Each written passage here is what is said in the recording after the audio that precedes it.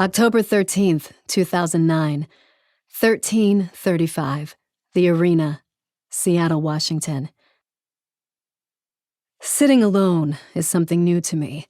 I sit in my production office, confused and angry, and with a loaded revolver in my lap. Outside these 4 concrete walls, the world is spinning. But the rotation of my world is quickly slowing down. I have a tough decision to make, facing a pivotal point in my life. I'm either going to face my demons or end it, to join my father.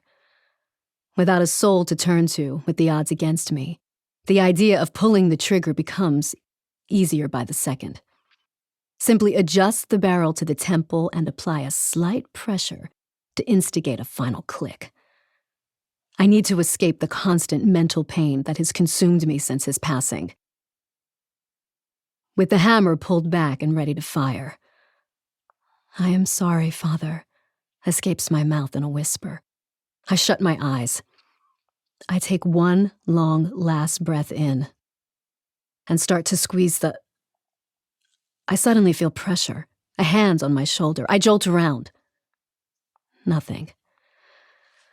Freaking out, I sit back in my chair as pictures of my father and reflections of how strong a man he was flash in my unhealthy, fragile, and fucked up state of mind.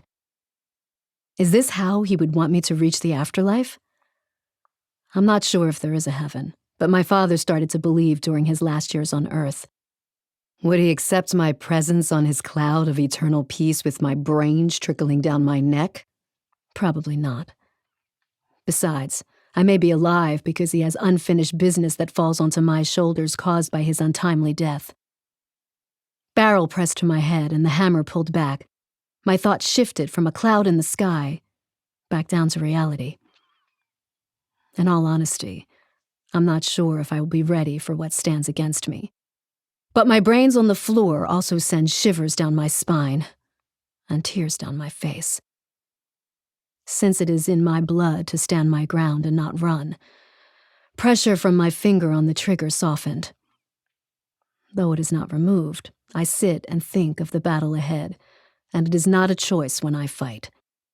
The freight train that is my enemy shows zero signs of slowing down. If anything, the fight has already begun.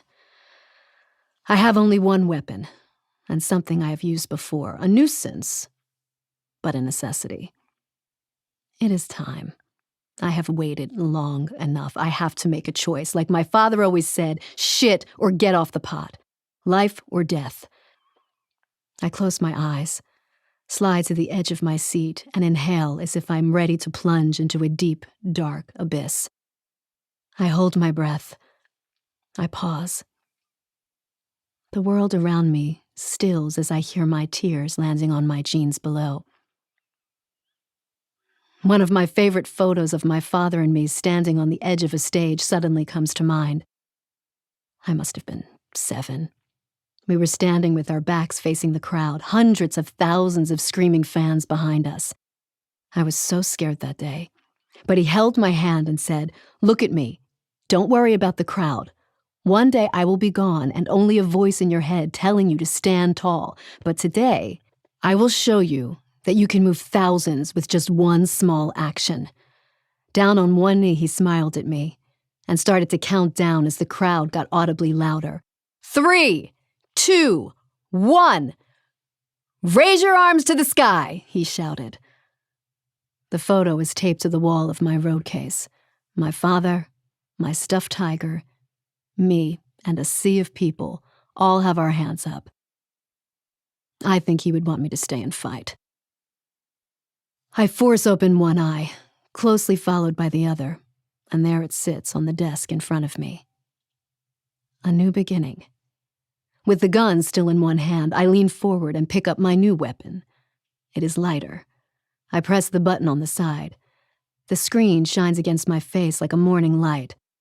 A vibration sends a rush of energy back to my soul, and a sigh of relief escapes my mouth. Holding this modern-day sword, I run my thumb across the smooth surface and swallow firmly, while my nerves strain to travel from my brain to my fingertips. The cartel will never expect an attack like this. They can't stop me now.